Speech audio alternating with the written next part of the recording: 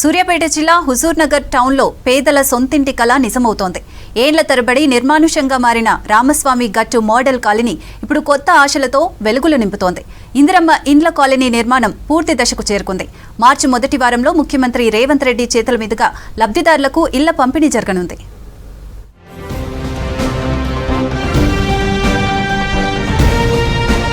సూర్యాపేట జిల్లా హుజూర్ నగర్ రామస్వామి గట్టు దగ్గర 110 ఎకరాల విస్తీర్ణంలో మోడల్ కాలనీ నిర్మించింది సర్కార్. నిరుపేదలకు నివాసం కల్పించాలనే లక్ష్యంతో ఈ కాలనీ రూపుదిద్దుకుంది. 2012లో ఉమ్మడి ఆంధ్రప్రదేశ్ రాష్ట్ర గృహ నిర్మాణ శాఖ మంత్రిగా ఉన్న ఉత్తమ్ కుమార్ రెడ్డి ఆధ్వర్యంలో ఈ ఇండ్ల ప్రాజెక్టుకు శ్రీకారం చుట్టారు.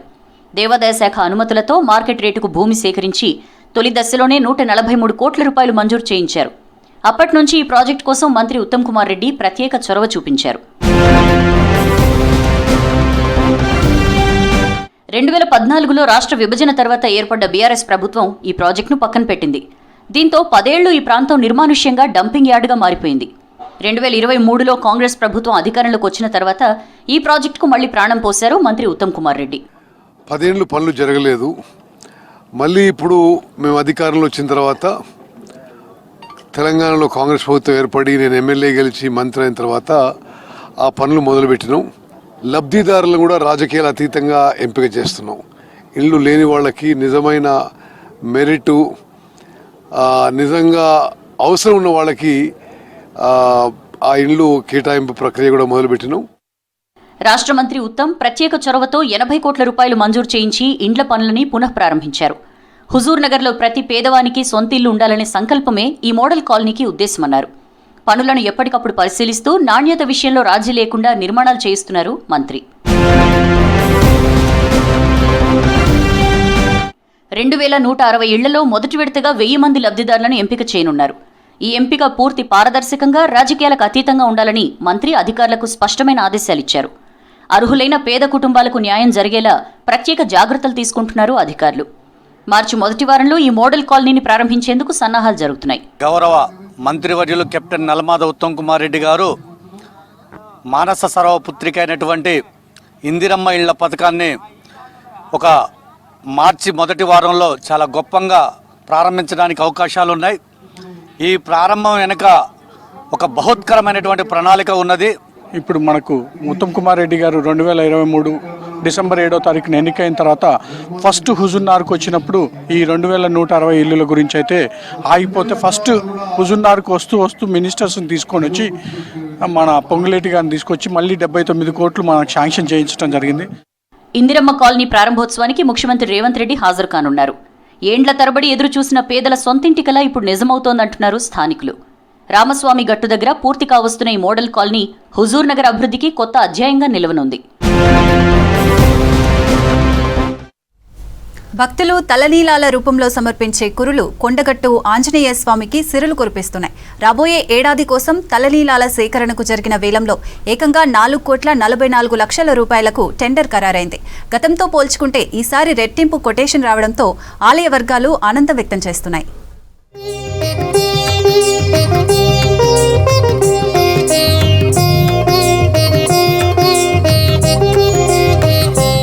ఈ ఏడాది 2026 మార్చి 1 నుంచి 2027 ఫిబ్రవరి 28 వరకు ఏడాది కాలం పాటు భక్తుల తలనీలాలను సేకరించేందుకు కొండగట్టు ఆలయ సమావేశ మందిరంలో నిర్వహించిన వేలంలో 4,44 లక్షలకు టెండర్ ఖరారు చేశారు. ఆలయ ఈవో శ్రీకాంతరావు సమక్షంలో జరిగిన ఓపెన్ ఆన్లైన్ టెండర్లకు సంబంధించిన వేలం నిర్వహించారు. బహిరంగ వేలం పాటలతో పాటు సీల్డ్ టెండర్ కమ్ ఆన్లైన్ విధానంలో టెండర్లను ఆహ్వానించగా 11 కంపెనీలు పాల్గొన్నాయి. ఇందులో భాగంగా ఆన్లైన్ కు టెండర్ వేసిన తణుకులోని Indian hair industry private limited 4,44 లక్షల రూపాయలకు కోట్ చేసింది. ఓపెన్ వేలంలో మాత్రం 2,71,05,000కు మాత్రమే కాంట్రాక్టర్లు టెండర్ దాఖలు చేశారు. ఈ రెండింటిలో అత్యధికంగా కోట్ చేసిన Indian hair industries private limited కు టెండర్ ఖరారు చేశారు. 2024లో కేవలం 1,80,00,000కు మాత్రమే టెండర్ ఖరారు చేయగా ఈసారి దాదాపు రెట్టింపునకు మించి 2,63,00,000 అదనపు ఆదాయం ఆలయానికి సమకూరినట్లయింది. శ్రీ ఆంజనేయ స్వామి దేవస్థానంలో ఈరోజు తలనీలాలు వేలం వేయడం జరిగింది. ఒక సంవత్సరం గాను అందులో ఓపెన్ యాక్షన్లో 2,70,05,000 రూపాయలతో రాజా ఎంటర్ప్రైజెస్ వారు ముందు అత్యధిక బిడ్డర్గా నిలబడి ఉన్నారు. కానీ ఆన్లైన్ టెండర్ ఓపెన్ చేయగా ఇండియన్ హ్యూమన్ ఎయిర్ తణుకు వారు 4,44,00,000తో బిడ్ ఈసారి 1 సంవత్సరం గాను వారు ఈ లైసెన్స్ రైట్ను పొంది ఉన్నారు. వారికి శుభాకాంక్షలు తెలియజేస్తున్నాము.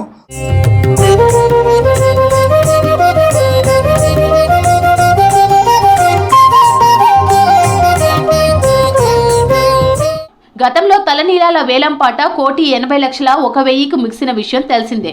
అయితే ఈసారి ఊహించని విధంగా తలనీలాల వేలం ధర భారీగా పెరగడం విశేషం. భక్తుల రద్దీ పెరగడం, దేవస్థానానికి వచ్చే ఆదాయం వృద్ధి చెందడం, అలాగే వెంట్రుకలకు మార్కెట్లో ఉన్న డిమాండ్ కారణంగా ఈసారి వేలంలో టెండర్ ధర గణనీయంగా పెరిగినట్లు తెలుస్తోంది. కొండగట్టుకు ఏటా దాదాపు 10 లక్షల మందికి పైగా భక్తులు దర్శనాలు చేసుకుంటుంటారు. కేవలం ఆంజనేయ స్వామి చిన్న జయంతి, పెద్ద జయంతి సందర్భంగానే దాదాపు 3 లక్షల నుంచి 4 లక్షల మంది కొండగట్టుకు వస్తుంటారు.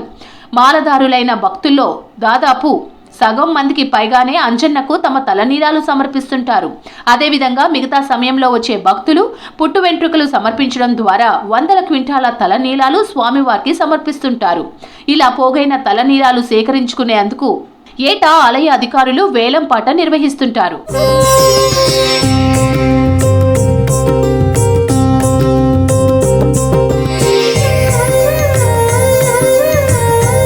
భక్తులు సమర్పించే కురులే ఇప్పుడు దేవుళ్లకు మంచి ఆదాయ వనరుగా మారుతున్నాయి.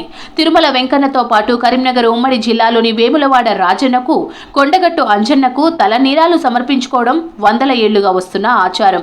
కోట్లలో జరిగే వెంట్రుకల వ్యాపారంలో జుట్టు నాణ్యత, పొడవు బట్టి ప్రైస్ డిసైడ్ చేస్తారు. అయితే 8 నుంచి 12 అంగుళాల పొడవుగా ఉండే జుట్టుకు 9,000 రూపాయల నుంచి 11,000 వరకు పలుకుతుందట. ఈ వెంట్రుకలను విగ్గుల తయారీకి వాడుతుంటారు. వేరే దేశాలతో పోల్చుకుంటే ఇండియాలోనే కురులతో కోట్లలో వ్యాపారం జరుగుతుందని గణాంకాలు వెల్లడిస్తున్నాయి. మానవ వెంట్రుకలకు అంతర్జాతీయ మార్కెట్లో, ముఖ్యంగా భారతీయ జుట్టుకు విపరీతమైన డిమాండ్ ఉంది. భక్తులు సమర్పించే సహజమైన రసాయనాలు లేని జుట్టుకు ప్రపంచవ్యాప్తంగా, ముఖ్యంగా యూరోప్లో డిమాండ్ ఉంది. దీంతో జుట్టు వేలానికి కోట్లలో కోట్ చేసి కాంట్రాక్టర్లు ముందుకు వస్తున్నారు.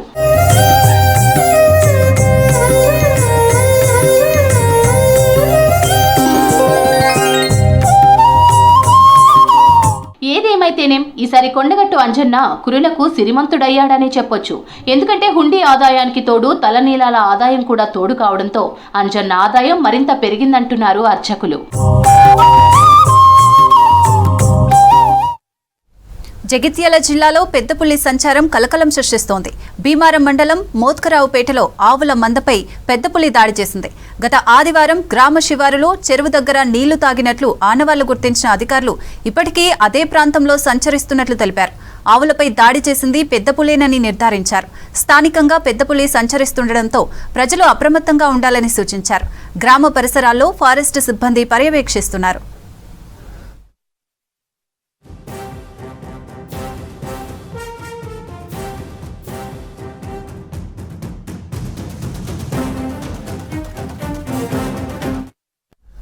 రాష్ట్రంలోని యువత టీవీ, సోషల్ మీడియాను పక్కన పెట్టి క్రికెట్ను నేర్చుకోవాలన్నారు మంత్రి వివేక్ వెంకటస్వామి. విద్యతో పాటు యువతకు స్పోర్ట్స్ అవసరమన్నారు. ఇంట్లో అందరం కలిసి చూసేది క్రికెట్ ఒక్కటేనన్నారు. సంగారెడ్డి జిల్లా ప్రతాప సింగారంలో స్పాట్లైట్ క్రికెట్ గ్రౌండ్ ఓపెనింగ్ కార్యక్రమంలో పాల్గొన్నారు. మారుమూల ప్రాంతాల్లో క్రికెట్ను అభివృద్ధి చేయాలని కాకా టోర్నమెంట్ నిర్వహించామన్నారు మంత్రి.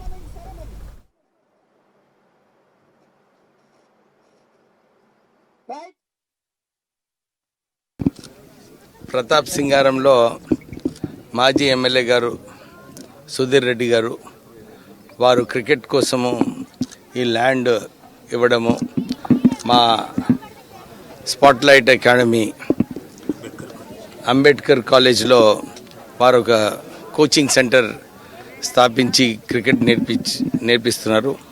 ఇక్కడ ఈ ప్రాంతంలో కూడా ఒక మంచి కోచింగ్ సెంటర్ స్థాపించాలని చెప్పి నాగరాజ్ గారు, లక్ష్మణ్ గారు వాళ్ళందరూ కూడా కలిసి చక్కటి గ్రౌండ్ ఇక్కడ ప్రిపేర్ చేయడం జరిగింది. నేను ఇంత దూరం ఉంది, ఇక్కడ క్రికెటర్స్ వచ్చి మంచిగా ఆడాలి, వీళ్ళందరికీ ఒక మంచి అవకాశం ఈ క్రికెట్ గ్రౌండ్ ఏదైతే ప్రిపేర్ అయిందో, ఎందుకంటే టర్ఫ్ వికెట్స్ ఉన్నాయి.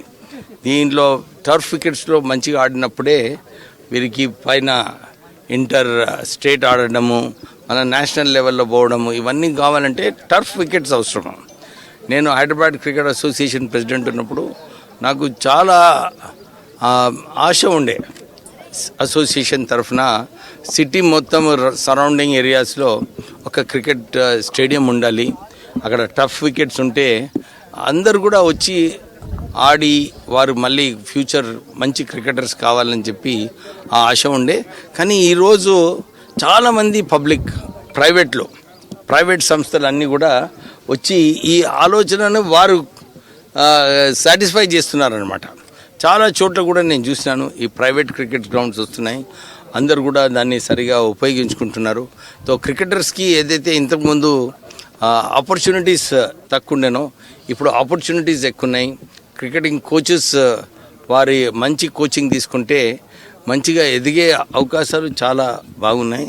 సో ప్రత్యేకంగా ఇక్కడ ఇంత దూరం అయినప్పటికీ కూడా ఒక మంచి క్రికెట్ గ్రౌండ్ ఇక్కడ ప్రిపేర్ చేసి మన అక్కడ పెవిలియన్ కూడా 2 టీమ్స్కి రూమ్స్, అక్కడ కామెంటేటర్స్కి, వీడియోగ్రాఫర్స్కి వాళ్ళకు ఒక రూము, అంటే ఓ మంచి ఫెసిలిటీ ఏదైతే స్టేడియం గురించి అవసరమో అవన్నీ కూడా ఫెసిలిటీస్ క్రియేట్ చేశారు. So all the very best. పల్లి రైతులకు మార్కెట్లో మద్దతు ధర కరువైంది. వేరుశనగ సాగు చేసిన రైతుల ఆశలు గల్లంతయ్యాయి. రైతులకు మద్దతు ధర కల్పించడం కోసం కేంద్రం ప్రవేశపెట్టిన ఈనాం పోర్టల్లో సాంకేతిక లోపంతో అమలుకు నోచుకోవటం లేదు. మార్కెట్ అధికారులు ఏం చేయాలో అర్థం కాక తలలు పట్టుకుంటున్నారు.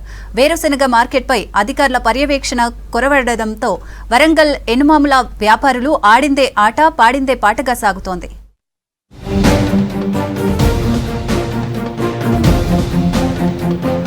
వరంగల్ ఎనుమాముల వ్యవసాయ మార్కెట్లో కేంద్రం ప్రవేశపెట్టిన ఈనాం పోర్టల్లో టెక్నికల్ సమస్యలు తలెత్తాయి. దాంతో ఆన్లైన్లో రైతుల పేర్లు నమోదు కావడం లేదు. ఇక్కడ వేరుశనగ పంట పండించిన రైతులు వాటిని అమ్ముకునేందుకు ఉమ్మడి వరంగల్ జిల్లాలో వర్ధనపేట, నర్సంపేట, ములుగు జిల్లా ఏటూరు నాగారం, జనగామ జిల్లా ధర్మసాగర్, వేలేరు, మహబూబాబాద్ జిల్లా తొర్రూరు, హన్మకొండ జిల్లా సాయంపేట, పరకాల, కమలాపూర్ ప్రాంతాల నుంచి వస్తారు.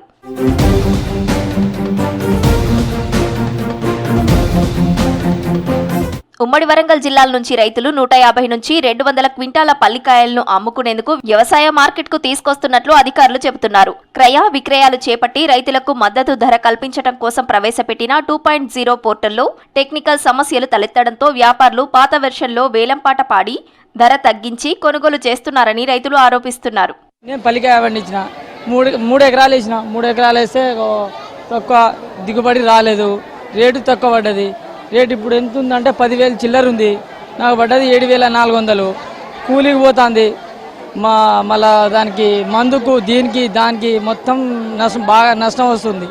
వేరుశనగకు మార్కెట్లో క్వింటాల్కు 10,000 ధర చెప్పినా వ్యాపారులు తీరా 7,000 నుంచి 9,000 రూపాయల వరకు ధరతో కొనుగోలు చేస్తున్నారని రైతులు చెబుతున్నారు. పల్లికాయ క్వింటాల్కు 11,000 నుంచి 12,000 వరకు ధర పలికితే తమకు గిట్టుబాటు అవుతుందంటున్నారు. లేకపోతే తమకు ఆర్థిక ఇబ్బందులు తప్పవని వాపోతున్నారు రైతులు. కొందరు దళారులు మార్కెట్లో రైతుల వద్దనే తక్కువ ధరకు కొనుగోలు చేసి బడా వ్యాపారులకు ఎక్కువ ధరకు అమ్ముకుంటూ అటు రైతులకు ఇటు మార్కెట్ ఆదాయానికి గండి కొడుతున్నారని చెప్తున్నారు. 2 ఎకరాలు పల్లీలు వేసిన, పల్లీలు వేస్తే ఇక అసలు ఏమో మంచిగా రేటు పడలే. 12,000 అయితే బాగుండు, పడలే రేటు. మేము ఇక దిగుబడి చాలా ఎక్కువ వచ్చింది. కూలర్లకు మాకు దేనికైనా మాకు ఖర్చులు ఎక్కువ వస్తున్నాయి, ఏం లాభం లేకుండా అవుతుంది. మేము అవతల కొంటేనేమో రేట్లు ఎక్కువ, ఏదైనా వస్తువు కొంటే మా వస్తువులు ఇదే, మేము రైతులు పండించిన వస్తువులు తక్కువ అవుతుంది. ఆరుగాలం అష్టకష్టాలు పడి వేరుశెనగ పంట పండించి మార్కెట్కు తీసుకువస్తే క్వింటాల్కు 7,000 ధర పలికిందని, పెట్టుబడులు వచ్చే పరిస్థితి లేదని రైతులంటున్నారు. మార్కెట్లో వ్యాపారులు సిండికేట్గా మారి రైతులను నిలువున ముంచుతున్నారని అంటున్నారు.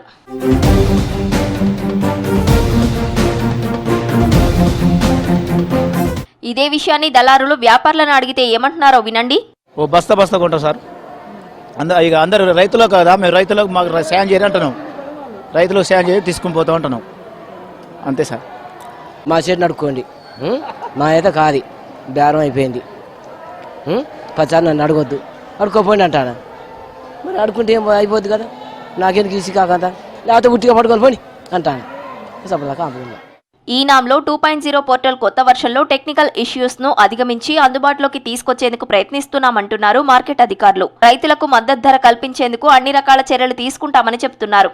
చాలా ఇష్యూస్ వచ్చినా ఆ ఇష్యూస్ అన్ని కూడా మేము రాసుకొని గవర్నమెంట్కి తెలియజేస్తాము. అదేవిధంగా ఈరోజు కూడా 2.0 ద్వారానే చేస్తున్నాము. కానీ ఏదైనా ఇష్యూస్ వస్తే, ప్రాబ్లమ్స్ వస్తే ఏం చేయాలనే దాని మీద నిన్న మేము డిస్కస్ చేసినప్పటికీ ప్రజెంట్ 1 వీక్ వరకు 1.0లో చేయండి అని చెప్పారు.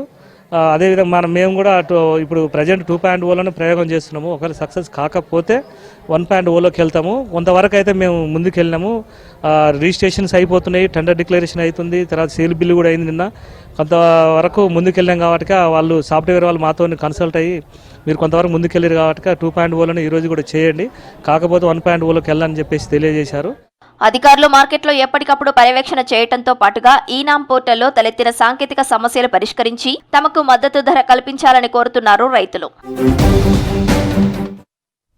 నిజామాబాద్ జిల్లాలో పసుపు పంట చేతికొచ్చింది. మార్కెట్లో క్రయ విక్రయాలు కూడా జరుగుతున్నాయి. ప్రస్తుతం మార్కెట్లో నాణ్యమైన పసుపుకు 15,000 మద్దతు ధర ఉంది. అయితే పసుపును మార్కెట్కి తెచ్చే క్రమంలో బాగా ఉడికిస్తారు.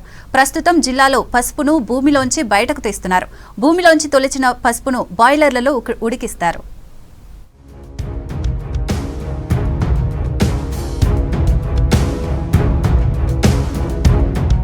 నిజామాబాద్ జిల్లాలో ఈ సంవత్సరం 43,000 ఎకరాల్లో పసుపును సాగు చేశారు రైతులు.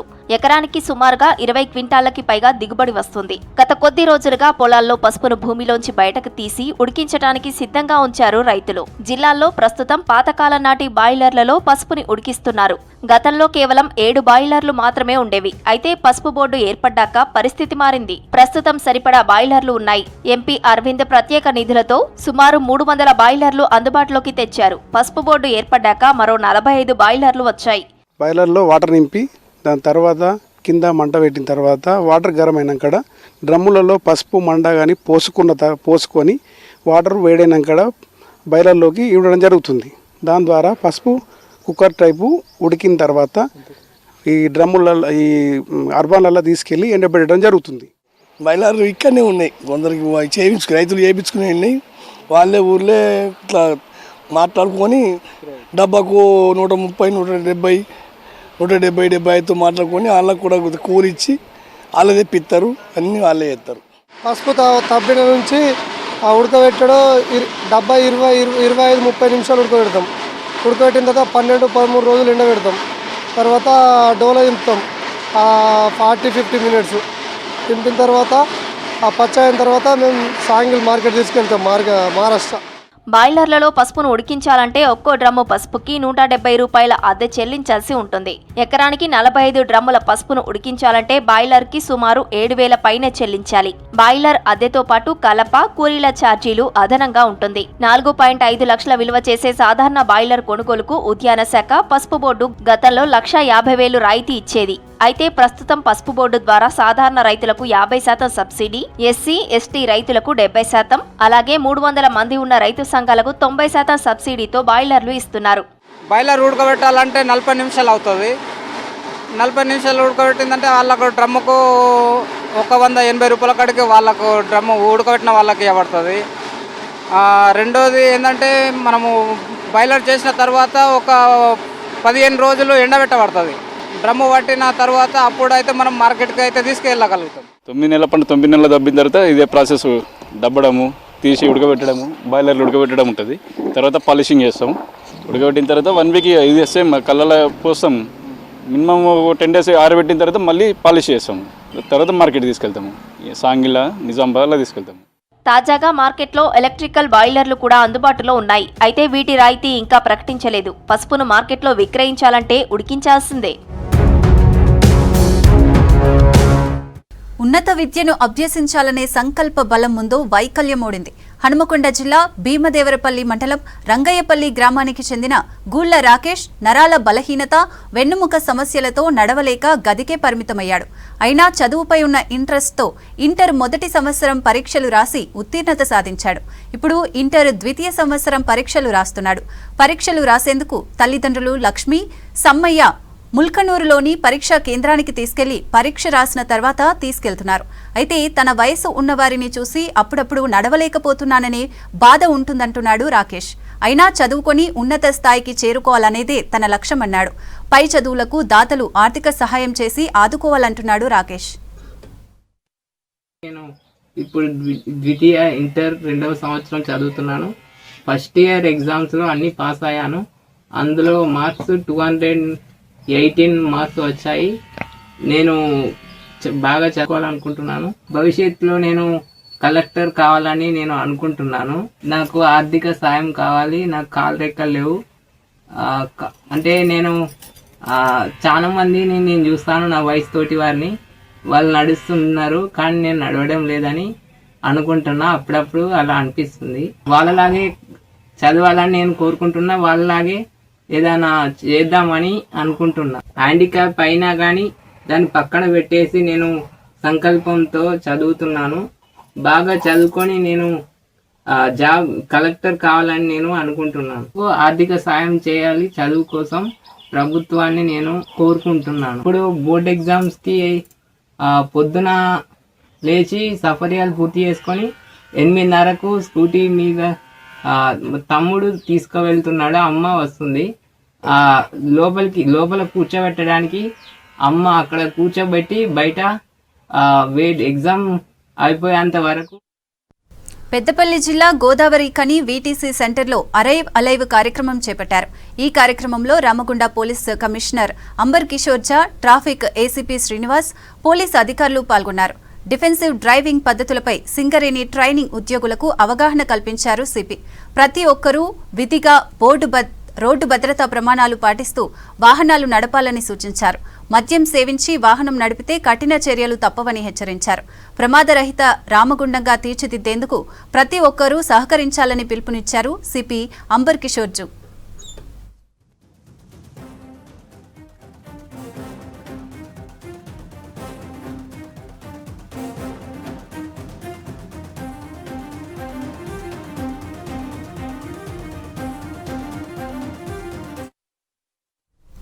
బ్యాక్టీరియాలు కొన్ని మేలు చేస్తే మరికొన్ని రకాలు నష్టం కలిగిస్తాయి. ఇవి మనుషులపైనే కాదు, వారసత్వ కట్టడాలపై కూడా ఇలాగే ఉంటుందని పరిశోధనలు చెబుతున్నాయి.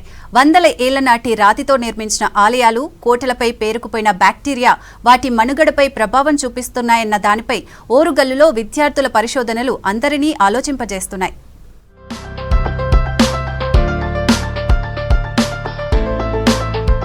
నాటి ఓరుగల్లు, నేటి వరంగల్ కాకతీయుల సామ్రాజ్యానికి రాజధానిగా వెలుగొందింది. ఆనాటి కాకతీయుల జనరంజక పాలనను గుర్తు చేసే కట్టడాలకు నిలయంగా నిలుస్తుంది వరంగల్. పోర్టు వరంగల్లోని ఆనాటి కోటలు, బుర్జులు, ఇక 1000 స్తంభాల గుడి, భద్రకాళి ఆలయం, యునెస్కో గుర్తింపు పొందిన రామప్ప, ఇలా చెప్పుకుంటూ పోతే వందల రాతి ఆలయాలు మనకు దర్శనమిస్తాయి. ఇవన్నీ వారసత్వ కట్టడాలు.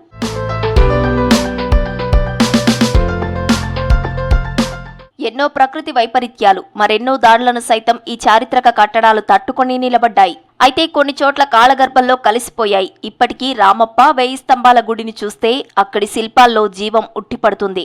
ఆనాటి శిల్ప సౌందర్యం చూసే వాళ్లను మంత్రముగ్ధులను చేస్తుంది. అయితే ఈ కట్టడాలపై ఇప్పుడు బ్యాక్టీరియా రూపంలో ప్రమాదం పొంచి ఉందని పరిశోధనలు స్పష్టం చేస్తున్నాయి.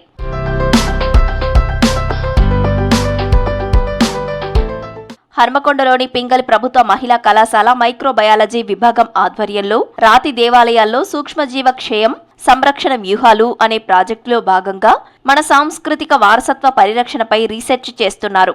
రాతి దేవాలయాలపై సూక్ష్మజీవుల ప్రభావం, వాటి వల్ల కలిగే నిర్మాణ క్షయం, అలాగే శాస్త్రీయ పద్ధతుల ద్వారా వాటిని ఎలా సంరక్షించవచ్చో ఈ ప్రాజెక్టుల్లో పరిశోధనలు చేస్తున్నారు.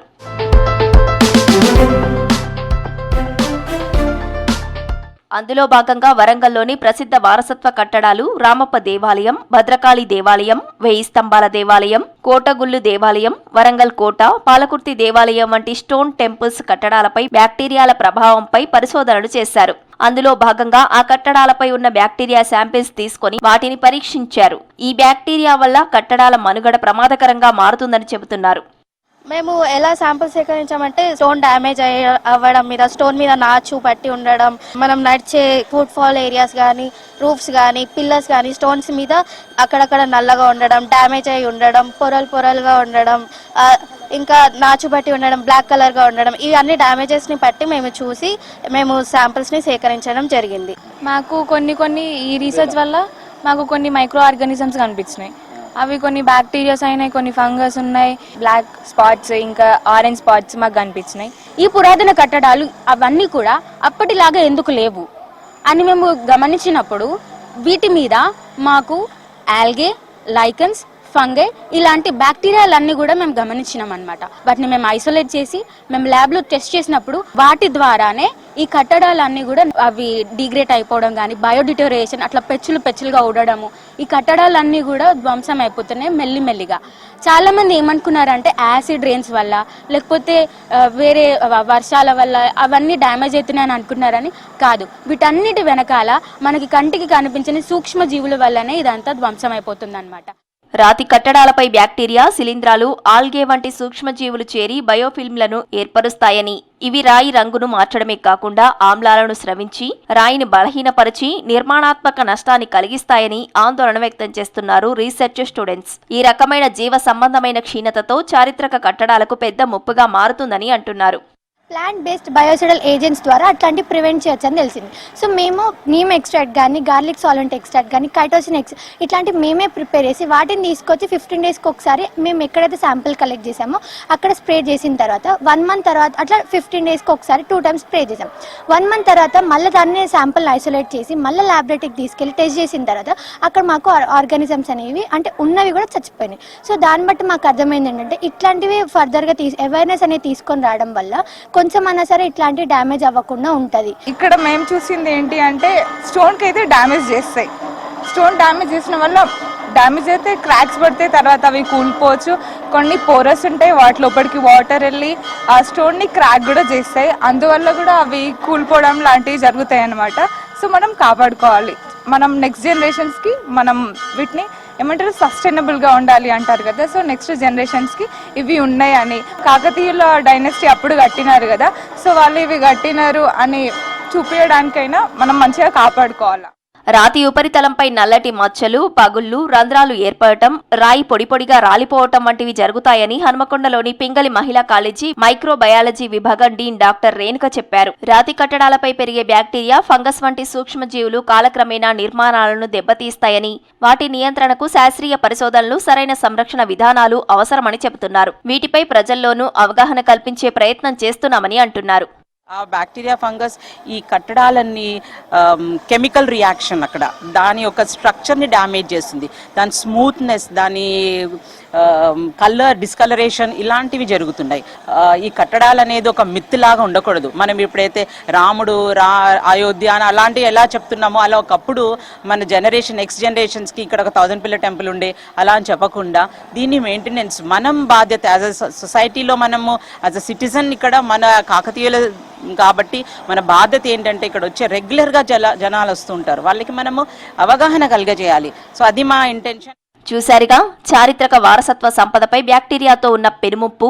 అయితే మన పూర్వీకుల గొప్ప వారసత్వాన్ని సంరక్షించడం ద్వారా భవిష్యత్ తరాలకు స్ఫూర్తిని అందించవచ్చని, వారసత్వ పరిరక్షణలో అందరూ భాగస్వామ్యులు కావాలని కోరుతున్నారు. జగిత్యాల జిల్లా ధర్మపురి శ్రీ లక్ష్మీ నరసింహస్వామి ఆలయంలో వార్షిక బ్రహ్మోత్సవాలు ఘనంగా కొనసాగుతున్నాయి. కాసేపట్లో గోధూళి సుముహూర్తమున స్వామి అమ్మవార్ల కళ్యాణం జరగనుంది. ఈ కళ్యాణానికి ప్రభుత్వం తరపున జిల్లా కలెక్టర్ సూర్యప్రసాద్ దంపతులు పట్టు వస్త్రాలు, ముత్యాల తలంబ్రాలు అందజేశారు. తర్వాత అన్నదాన కార్యక్రమాన్ని ప్రారంభించారు. భక్తులు పెద్ద సంఖ్యలో స్వామివారిని దర్శించుకుని మొక్కులు చెల్లించుకున్నారు. స్వామివారి నామస్మరణతో ఆలయ ప్రాంగణం మార్మోగింది.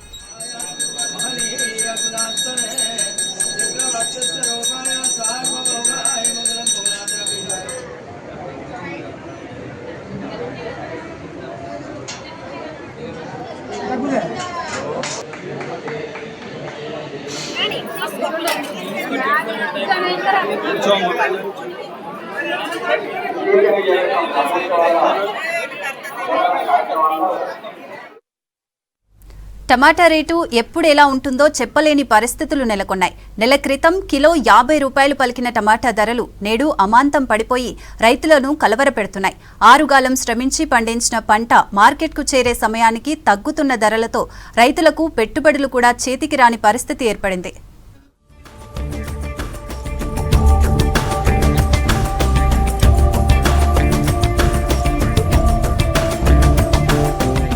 కొన్నేళ్ల క్రితం టమాటా ధరలు ఆల్ టైమ్ రికార్డుకు చేరడంతో రైతులు పండగ చేసుకున్నారు. కేజీ 240 రూపాయల నుంచి 300 వరకు పలికాయి. భారీగా లాభాలతో గతంలో చేసిన అప్పులన్నీ తీర్చుకున్నారు. వెజిటేబుల్స్ షాపుల దగ్గర బౌన్సర్లను, పంటల దగ్గర సెక్యూరిటీ పెట్టుకోవడం చూసాం. అయితే రోజులు మారాయి. టమాటా ధరలు భారీగా పతనమవుతున్నాయి.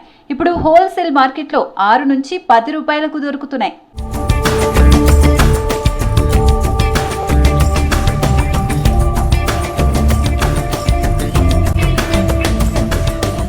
టమాటా దిగుబడి ఎక్కువ రావడంతో గత వారం రోజులుగా టమాటా ధర అమాంతం తగ్గుతూ వస్తోంది. ఒకప్పుడు 25 కేజీల బాక్స్ 4-5 వేలు పలకగా ప్రస్తుతం 70 రూపాయలు పలుకుతోంది. ఆ లెక్కల్లో కేజీ 10 రూపాయల లోపే పలుకుతోంది. దీంతో గిట్టుబాటు అవడం లేదని, కనీసం ట్రాన్స్పోర్ట్ ఛార్జీలు కూడా రావటం లేదని రైతులు వాపోతున్నారు. కొందరు పంట కోసి మార్కెట్కి తీసుకొచ్చి మరింత నష్టపోవడం కంటే కాసిన చోటే వదిలేసుకోవటం నయమంటున్నారు. మరికొందరు మార్కెట్కి తీసుకొచ్చిన టమాటాలను ధర లేక పారబోసిపోతున్నారు. ధర తక్కువ ఉన్నా ఎవరూ కొనుక్కపోవడంతో టమాటా పాడైపోతుందని ఆవేదన వ్యక్తం చేస్తున్నారు. పంట చేయని మస్తు కాసింది కానీ దేశలేదు. నిన్న బేస్తాను 70 బాక్స్ టమాటా తెచ్చినాం. కనీసం 50 రూపాయల బాక్స్ అంటే కూడా పోలేదు. సప్పుడే కుప్ప పోసినాం డ్యామేజ్. ఇప్పుడు 50 రూపాయల లెక్క 3-4 బాక్సులు వేసినాం. చేన్లకు వెళ్ళి ఉరం మీద పెట్టినంత కూడా వస్తలేదు బిడ్డ. పెట్టిన పెట్టుబడి అడిగి పోతే మందుల షాపులకు పోతే గింతంత మందు డబ్బా, ఒక కాలి పురుగు మందు ఇవ్వమంటేనే 5,000, 6,000 ఒక మందు డబ్బా. గింతంత మందు డబ్బా ఇస్తేనే 6,000, 5,000. కూళ్ళు ఎంత, కైకిళ్ళు ఎంత, మందు ఎంత, మసాలా ఎంత. పొద్దున్న దాకానేమో కోతుల బాధ, తెల్లని దాకానేమో పందుల బాధ.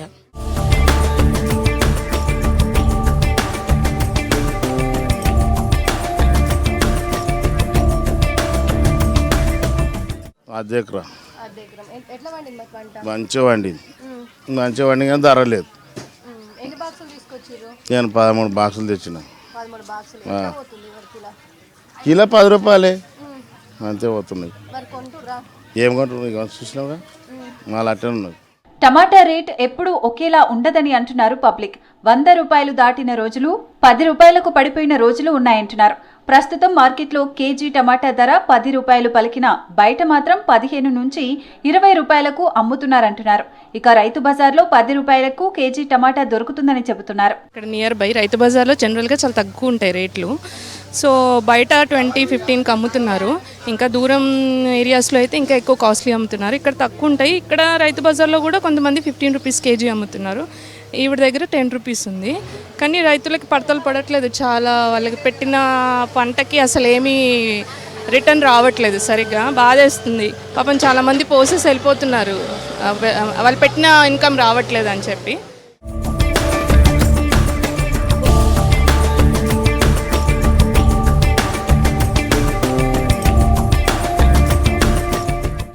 నేను యూసఫ్గూడ నుంచి వచ్చిన.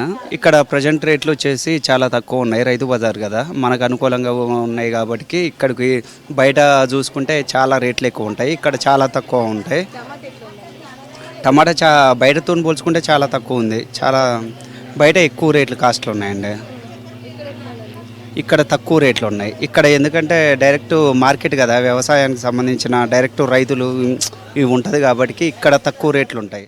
రీటైల్ మార్కెట్లో కేజీ టమాటా ధర 15 నుంచి 20 రూపాయలు పలుకుతుండగా, అదే హోల్సేల్ మార్కెట్కి వచ్చే వరకు దళారులకు 8 నుంచి 10 రూపాయలు పలుకుతుంది. ఇక రైతులకైతే 6 నుంచి 8 పలకడంతో తీవ్రంగా నష్టపోతున్నామంటున్నారు. కష్టపడి పండించిన పంటకు గిట్టుబాటు ధర లేదని వాపోతున్నారు.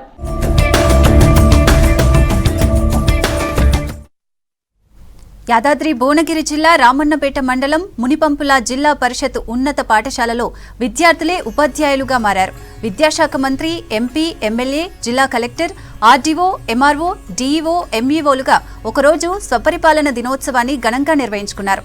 విద్యార్థులు తాము పోషించిన పాత్రల్లో పాలనా దక్షతలను చాటి అబ్బురపరిచారు. విద్యాశాఖ మంత్రి, ఎంపీ, కలెక్టర్, ఎమ్మెల్సీ, ఎమ్మెల్యే, ఇతర ఉన్నతాధికారుల్లా తయారై స్కూల్కు హాజరయ్యారు.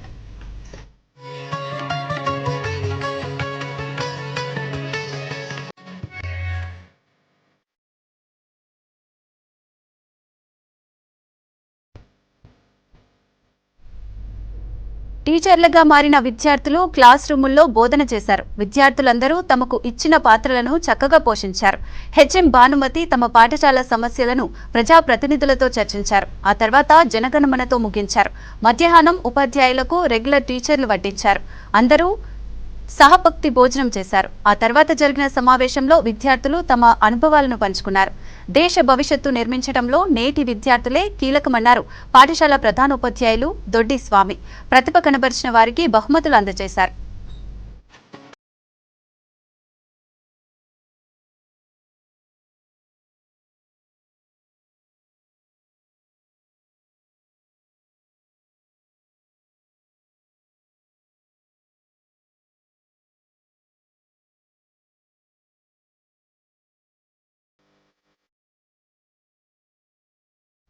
ఇక bulletin updates, keep watching V6 News.